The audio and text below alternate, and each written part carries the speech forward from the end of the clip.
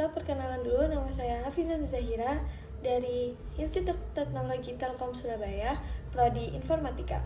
Saya di sini akan membahas tentang ICT. Oke, yang pertama, apa sih itu ICT?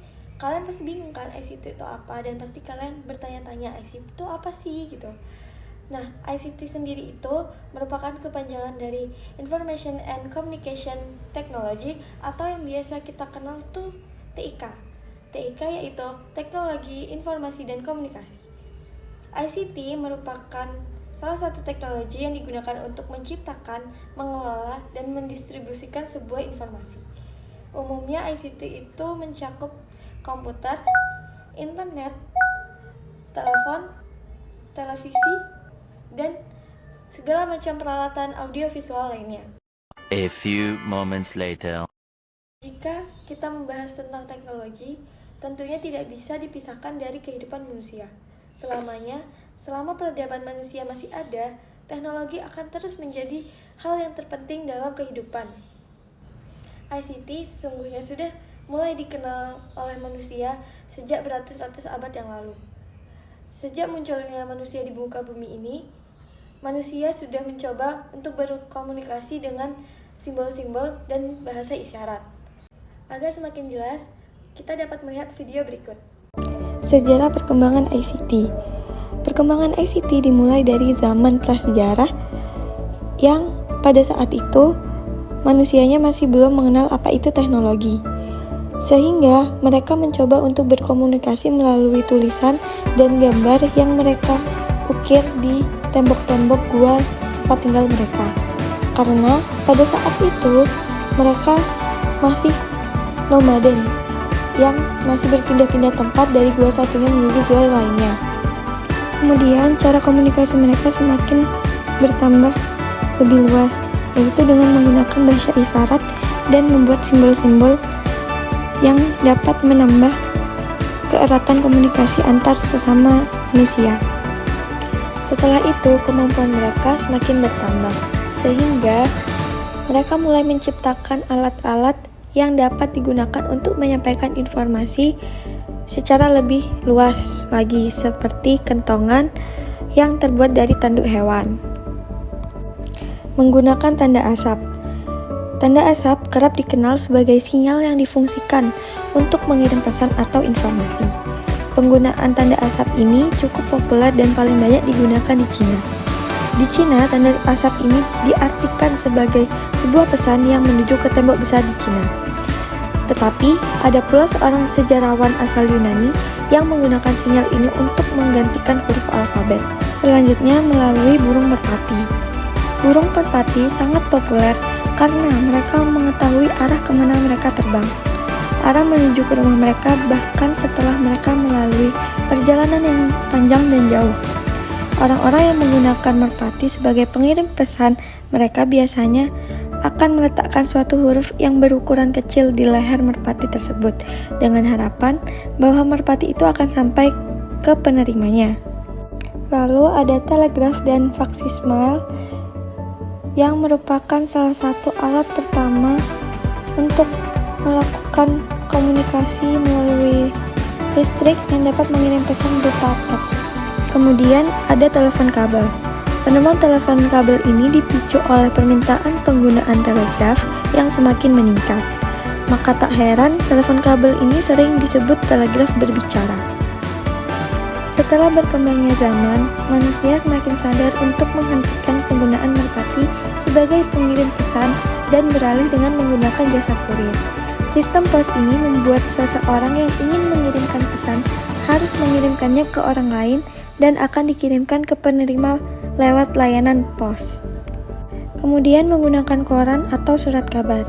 Surat kabar atau koran berisi tentang penyampaian sebuah berita yang disampaikan secara tertulis serta berbagai peristiwa-peristiwa yang sedang berlangsung saat itu. Surat kabar memiliki dua jenis, yakni surat kabar nasional dan surat kabar internasional. Koran atau yang dulu dikenal sebagai surat kabar ini merupakan teknologi komunikasi yang masih digunakan hingga saat ini. Munculnya teknologi komunikasi media cetak berupa koran disusul dengan kemunculan radio. Radio sendiri merupakan sebuah teknologi komunikasi yang dapat menghasilkan suara dan memberikan berita serta hiburan untuk masyarakat. Selanjutnya yaitu menggunakan televisi. Televisi sendiri merupakan suatu sumber hiburan untuk masyarakat yang mencakup dunia secara luas. Televisi bentuk menjadi teknologi komunikasi yang bersifat tidak langsung untuk para penonton.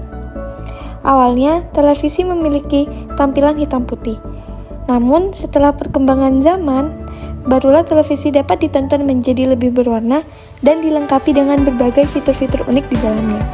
Kini, televisi menjadi teknologi komunikasi kesekian yang masih digunakan hingga saat ini. Selanjutnya, menggunakan komputer.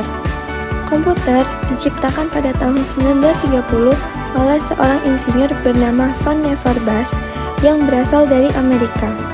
16 tahun kemudian, para ilmuwan dari Universitas Pennsylvania, Amerika Serikat menciptakan sebuah komputer digital yang diberi nama ENIAC.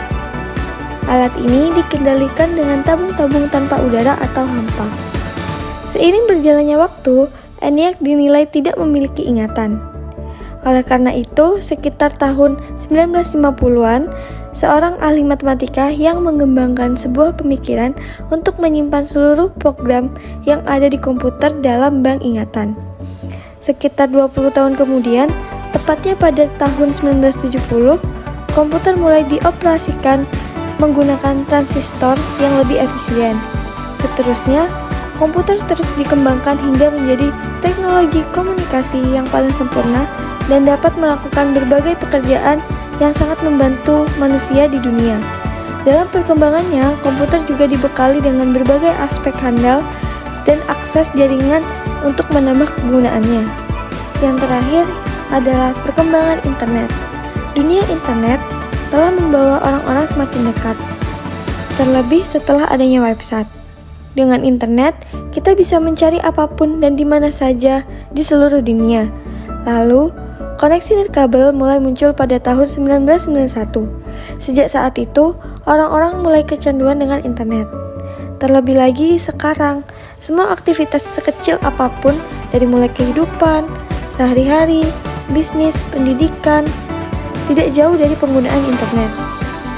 Di dalam internet, juga ada sebuah perkembangan, yaitu perkembangan media sosial, di mana kita dapat mengakses seluruh informasi di media sosial ini. Contohnya seperti Instagram, Facebook, Twitter, dan lain-lain. Kehadiran ponsel pintar atau smartphone juga menambah kenyamanan orang-orang dalam menggunakan media sosial. Di media sosial, kita bisa melihat apa saja yang dilakukan orang lain melalui profil media sosial masing-masing. Serta, kita bisa berbicara kepada siapapun di seluruh penjuru dunia, bahkan dengan orang-orang yang belum pernah kita temui. Teknologi komunikasi yang sudah menjadi lebih baik sangat membantu kita dalam mendapatkan keterampilan sosial, dari mulai ucapan verbal sampai pesan teks. Semua orang bisa berkomunikasi mengenai kehidupan sehari-harinya.